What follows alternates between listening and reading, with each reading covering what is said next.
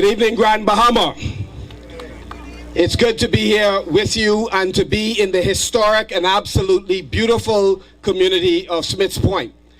I would like to acknowledge the presence of Mayor Feldon to say welcome once again to the Commonwealth of the Bahamas, and more specifically to Grand Bahama. And we appreciate your commitment to build strong relationship between your city and the city of Freeport, and by extension the rest of the island. We believe at the end of the day we have a common destiny, having come through a common struggle, and that together we are absolutely stronger. I'd like to also say a special welcome to the committee members, to all of the government officials, administrators who are present, to the residents of Grand Bahama, but most importantly tonight, I want to say a special hello to our honorees, Merrill Williams, and of course Melvern Campbell Johnson, to say we appreciate you for the sacrifices you've made over the years and the inspiration you've provided to a new generation of young people that must learn the importance of sacrifice and commitment to community above self. I would also like to recognize the sailors. The truth of the matter is we would not be here today for this occasion had it not been for the boat owners, for the boat builders, for the sail makers, for the amazing athletes that are involved in sloop sailing, many of whom compete from they were children all the way up to senior citizens. It's one of the most unusual sports where you can come in as a child and compete, and some 50, 60, in the case of Reverend McPhee, 70 years later, you are still on a vessel. And so I want to say to the sailors, we appreciate you, the sacrifice you make. There's no amount of prize money we are able to pay you that can account for the sacrifices that you continue to make, the investment of time and resources into what is essentially a labor of love. And I want to say on behalf of our Prime Minister and the entire government of the Bahamas, past and present, we appreciate you for the sacrifices you make and the contributions you make to the Commonwealth of the Bahamas. Ladies and gentlemen, if you are new to Regatta, please permit me very briefly to mention one of the most pivotal contributions regattas make to the development of the Commonwealth of the Bahamas. We as a young country continue to face a global phenomenon where many of our talented young men and women are leaving our family islands or our rural communities and are moving to New Providence or in many cases overseas. 47% of the movement within our country are among young people between the ages of 15 and 47. The reality is that many of our rural communities will not develop if the talent required to build it continues to move elsewhere.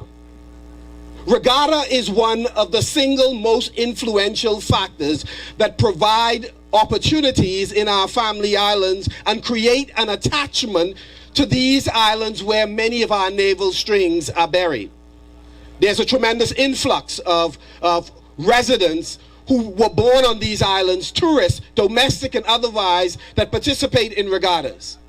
And so, in much the same way agriculture, marine resources, regatta represents a part of the blue economy.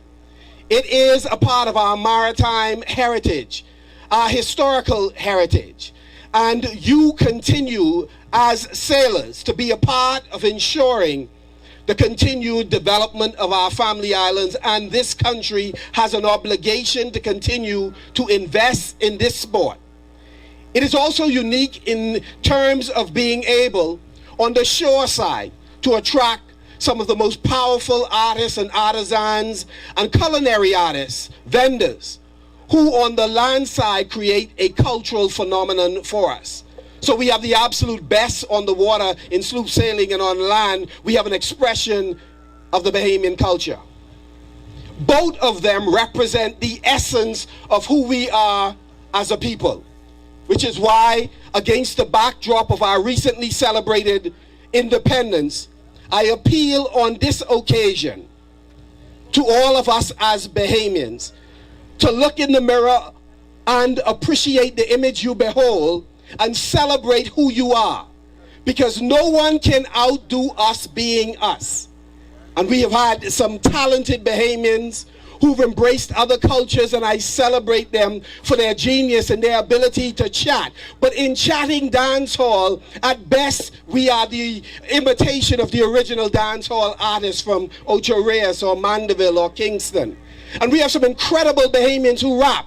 And I celebrate them because I know some talented ones who ought to be making it globally. But even when we rap, at best, we are the imitation of the original rapper, whether he's from or she's from Compton or the Bronx, New York. However, when we do us, when we do that rake and scrape, that gumbe, when we do our junkanu, there's absolutely no one else on the planet that has the capacity to reproduce the essence of us in the way we can.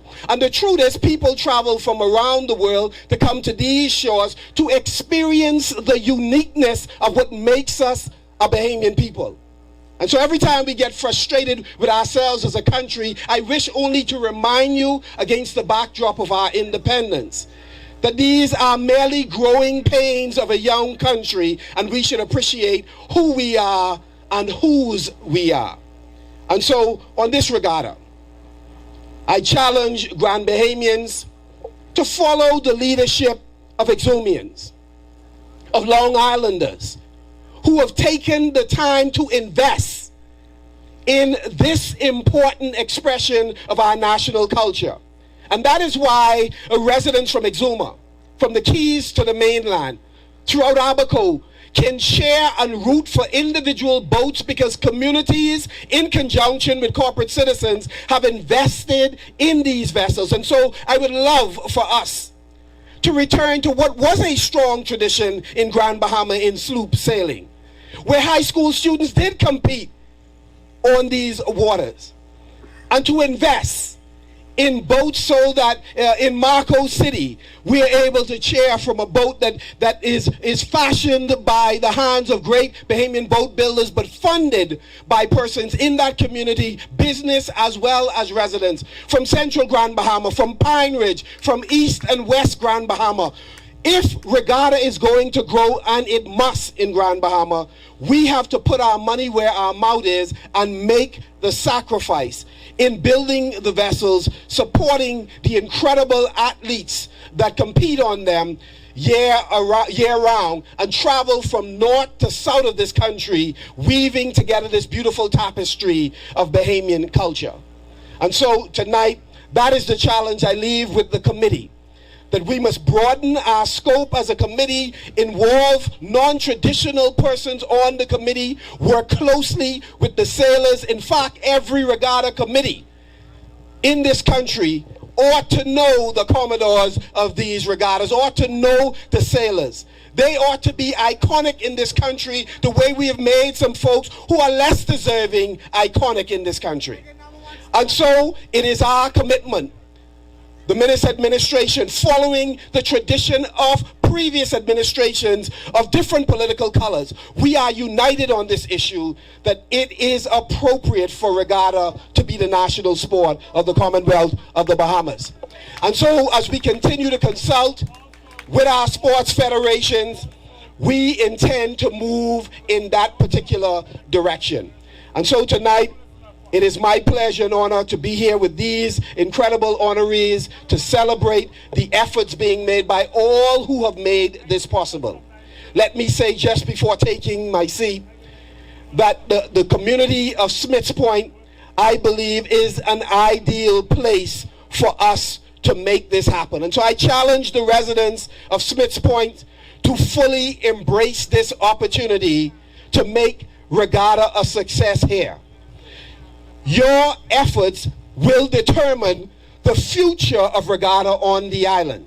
And I believe you have an incredible opportunity to embrace this, to have this as your own, a further extension of the genius of a people that have weathered many storms and are still standing. And finally, Ladies and gentlemen, on July 10th, we celebrated our independence. Independence is about ownership. Bahamians are less concerned about just pursuing a job. We wish to own more of this rock. If we're going to own more of this rock, it's going to depend on the sacrifice that you and I make to build this country. And so I'm asking you, as we celebrate this regatta, as we leave these grounds tomorrow, let's turn to each other instead of on each other. Let's cross the political divide and make a commitment that the colors that are most important in this country could never just be yellow or red or green. It has to be the colors of this Bahamian flag. Let us make a commitment that no matter what Junkanoo group we support, which boat on these 2 days we support, it is more important for us to turn to each other instead of on each other. That in a world where there is a rising conflict between the genders, where we witness our young men, instead of finding ways to build companies together, transform a country together, are hurting and maiming and killing each other, it is our duty to ask them to cross the divide and let us build together. We love you. God bless you. Have an absolutely wonderful regatta. And more importantly, let's build the Bahamas together.